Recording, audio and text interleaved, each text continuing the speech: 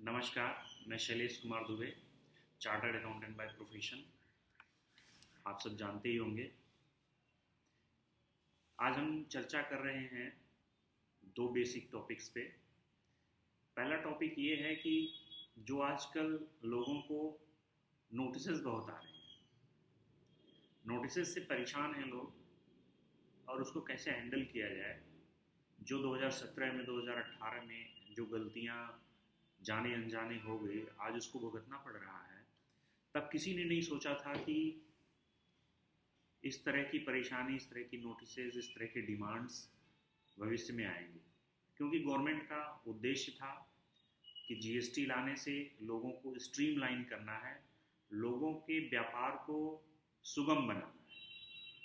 लेकिन अगर आज के समय में इतने नोटिसेज और इतने डिमांड्स खड़े हो रहे हैं तो व्यापार सुगम रूप से कैसे चलेगा। जबकि गवर्नमेंट का उद्देश्य पहले दिन से था कि जितने भी ईमानदार एसएससीज हैं उनको रिवार्ड दिया जाएगा, रिवार्ड इन द सेंस कि इनको परेशान नहीं किया जाएगा, और जितने भी ईमानदार नहीं हैं, जो किसी तरह से टैक्स का इम्बेजलमेंट करते हैं, उनको पेनलाइज किया जाएगा। तो एक इस बात पे, इस थीम पे बात करेंगे। और दूसरी थीम हो सकता है वो इसी का पार्ट 2 वीडियो हो। उसमें हम ये बात करेंगे कि लोगों ने इनपुट टैक्स के बारे में क्या समझा है और कौन से, किस तरह से इनपुट टैक्स का क्या कंडीशन है। जो आप इनपुट लेते हैं 3V रिटर्न फाइल करते समय एडजस्ट करके आप फाइल करते हैं और आपको टैक्स नहीं पे करना पड़ता, क्योंकि आपने जो गुड्स खरीदा है या सर्विसेज लिया है उस पर ऑलरेडी टैक्स लग के आपके पास आया है। तो उसका इनपुट जो आप लेते हैं उसके लिए क्या कंडीशंस हैं, उसमें लोग मिस्टेक कहाँ करते हैं। तो ये 2 वीडियो बनेगी। तो हम बिना टाइम वेस्ट किए सबसे पहले चलते हैं कि जो आजकल नोटिसेज आ रहे हैं उनके लिए क्या करें। देखिए, सबसे पहले तो मैं आपको ये बताना चाहूँगा कि अगर आपने इंटेंशनली कोई टैक्स का इम्बेजलमेंट नहीं किया है, आप जानबूझकर टैक्स के इम्बेजलमेंट में नहीं इन्वॉल्व हैं, तो गलती सबसे हो सकती है और उस गलती को सुधारा जा सकता है और उस गलती को सही से रिप्रेजेंट किया जा सकता है ऑफिसर के सामने, इवन ये ऑफिसर के सामने या इन द अपील उसको प्रेजेंट किया जा सकता है और उसमें बताया जा सकता है कि this is not my fault, मैंने जो किया है वो सही किया है। अब गलती क्या हो गई उस समय 2000, क्योंकि जीएसटी उस समय बिल्कुल नया नया था, the emerging new laws for the individuals and business entity, सारे लॉ, सारे एक्ट एक में मर्ज होकर जीएसटी बना, तो समस्याएं तो होनी ही थी। तो उस समय जब शुरुआत था तो गवर्नमेंट ने न तो इस बात पे इम्फेसिस इतना जोर दिया कि आपको इस तरह से भविष्य में भुगतना पड़ेगा, न उस समय 2B था और न 2A का कंसेप्ट था, न तो क्रेडिट को मैच करने का कंसेप्ट था, और ना ही इतना इक्विप्ड था सिस्टम की सारी चीज़ें आपको दिखने लगे और आपको गलत करने से रोक सके।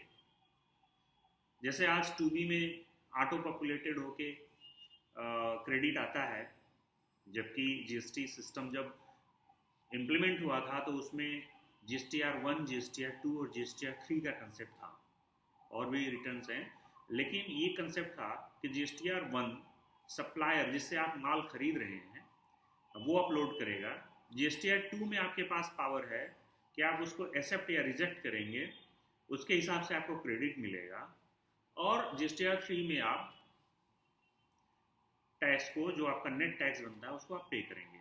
अगर वो GSTR 2 डे 1 से लागू हो गया होता, वो आज तक डिफर्ड और डिफर्ड ही है, उसके जगह 2B आया है, 2A आया है, तो उसमें जो है एसएससी को कम से कम इनपुट से संबंधित दिक्कतें ना होती।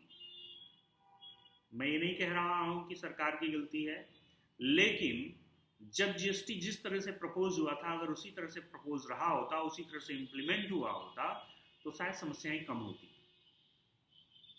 अब आज के समय में जो दिक्कतें आ रही हैं वो क्या आ रही हैं? दिक्कतें ये आ रही हैं कि उस समय पता नहीं चल रहा था कि आईजीएसटी कितना है, सीजीएसटी कितना है, और क्या कैसे। अब से फॉर एग्जांपल पहली गलती जो इसमें आ रही है कि आपका इनपुट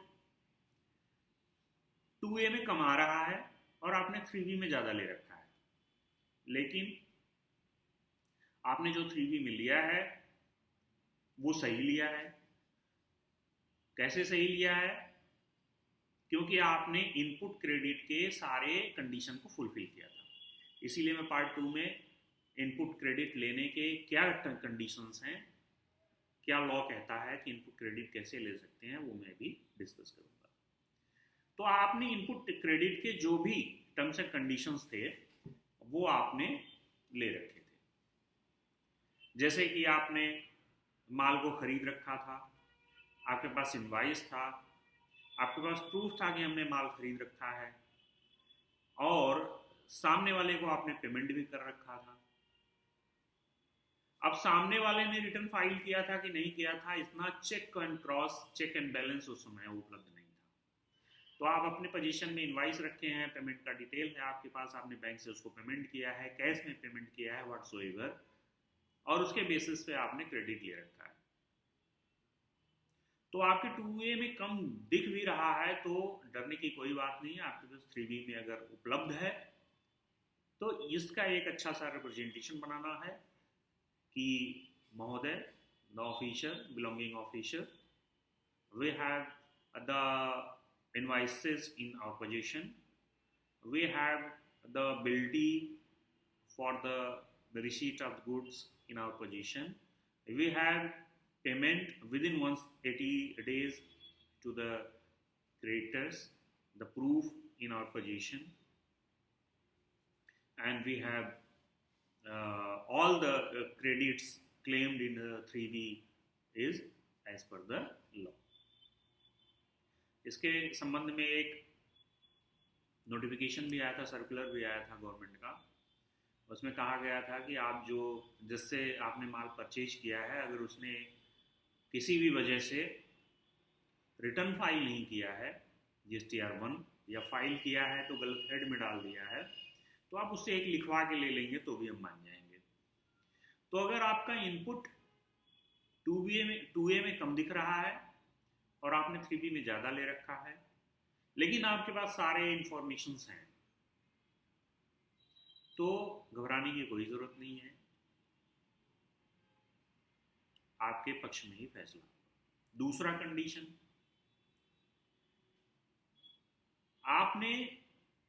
आपके पास इनपुट था 3 प्रकार का।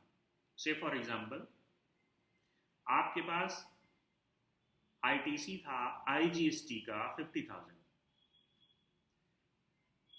और और CGST का 25 और SGST का 25, total credit is 1 lakh rupees.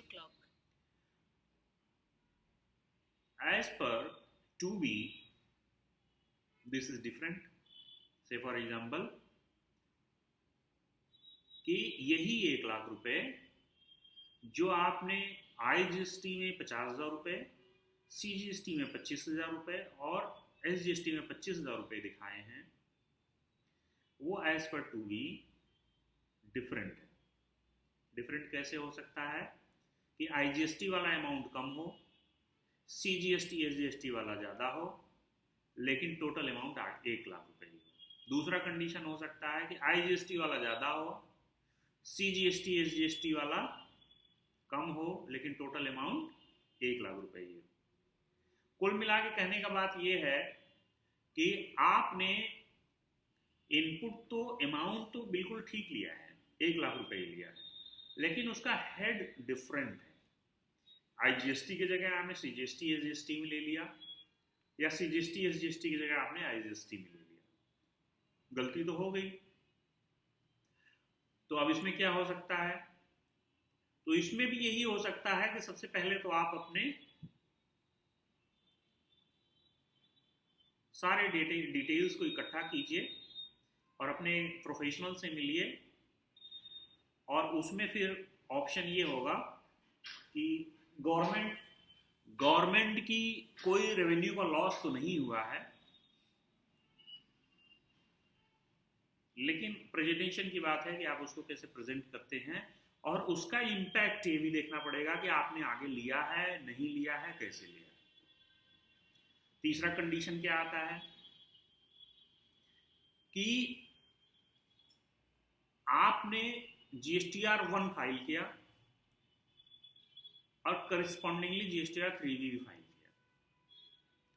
इसमें इनपुट की बात नहीं है, नोटिस इस बात के भी आ रहे हैं कि आपने GSTR 1 में, जैसे मैंने इनपुट में बताया था कि IGST, CGST, SGST total same है लेकिन डिफरेंट हेड वाइज है, ऐसे ही डिफरेंस जो है आपके टर्नओवर में आ सकता है। से फॉर एग्जांपल आपने जो टर्नओवर दिखाया है वो CGST में दिखाया है, जो लाइबिलिटी है टर्नओवर के हिसाब से जो लाइबिलिटी बनती है वो से फॉर एग्जांपल आपके GSTR 1 में IGST की लाइबिलिटी 50,000 रुपये, CGST की लाइबिलिटी 25,000 रुपये और SGST की लाइबिलिटी 25,000 रुपये। लेकिन जब आपने 3B फाइल किया तो आपने ये दिखाया कि CGST और SGST की लाइबिलिटी ज़्यादा है और IGST की लाइबिलिटी कम है, तो डिफरेंस हो गया दोनों में, लेकिन अमाउंट जो है वो सेम है। टोटल अमाउंट CGST, SGST और IGST की टोटल अमाउंट इज सेम। तो इस कंडीशन में क्या होगा, क्योंकि टर्नओवर का डिफरेंस हो गया तो उसमें नोटिस आ गया कि आपने जो है IGST में इतनी की लाइबिलिटी दिखाई थी और GSTR 1 में, and you have shown the IGST liability in GSTR 3B is lesser than the GSTR 1. Hence, you are liable to pay such and such amount along with interest and penalty thereof. वो लाखों में आ गया आपका और गलती थी 25,000 रुपए की, तो 25,000 रुपए के ऊपर टैक्स भी लग गया। टैक्स तो है ही जो कि ऑलरेडी आपने पे कर रखा है, लेकिन फिर भी टैक्स हो गया। इंटरेस्ट इक्विवेलेंट टू टैक्स, लगभग आज अगर 17-18 की बात करें तो आज के समय में इंटरेस्ट भी उतना ही आ रहा है जितना कि टैक्स बन रहा है, और पेनल्टी देयर ऑफ मिनिमम 10,000, तो CGST SGST की पेनल्टी तो 10,000 तो 20,000, तो आपका लगभग 1 लाख के आसपास हो गया। अब इस कंडीशन में क्या करें, तो इस कंडीशन में भी काफी रियायत मिल सकती है। इसमें आपके सबसे पहली बात तो आपका जो information, available information as per your invoices, आप अपने इनवाइसेस से देखिए कि कौन सा सही है, GSTR 1 वाला सही है कि GSTR 3 वाला सही है। अगर GSTR 3B वाला सही है तो आपको ये बताना होगा कि GSTR 1 हमने जो फाइल किया था वो अलग था, लेकिन एक्चुअल में GSTR 3B is filed correctly and tax was also discharged correctly. This is the minor mistake. हो सकता है कि GSTR 1 में, उसमें GSTR 1 को रिवाइज करने का, मॉडिफाई करने का भी कोई ऑप्शन नहीं था, तो इसमें भी एक आपका ऑप्शन बन सकता है। इसी तरह से कई प्रकार की नोटिसेज आ रही हैं, डिफरेंट टाइप की नोटिसेज आ रही हैं। आपके पास कोई नए प्रकार की नोटिस आई हो तो आप हमें कमेंट बॉक्स में बताएं, उसके लिए अगर हम देखेंगे, अगर कोई सोल्यूशन होगा तो आपको जरूर बताएंगे। लेकिन बात याद रखने वाली बात यह है कि अगर आपने एम्बेजलमेंट ऑफ टैक्स नहीं किया है बल्कि गलती से हो गई है तो आप बच सकते हैं। इसमें लॉ, रूल्स, प्रोविजंस, रिप्रेजेंटेशन सारी चीजें काम करेंगी, तो आप इसको देख सकते हैं। और कोई आपकी क्वेरी हो, कोई आपके पास नए प्रकार का नोटिसेज आया हो जिसमें आपको समझ में नहीं आ रहा हो, तो आप मुझे कमेंट बॉक्स में बता सकते हैं, उसमें मैं फर्दर स्टडी करके आपको अपडेट कर सकता हूँ। तब तक के लिए धन्यवाद, नमस्कार।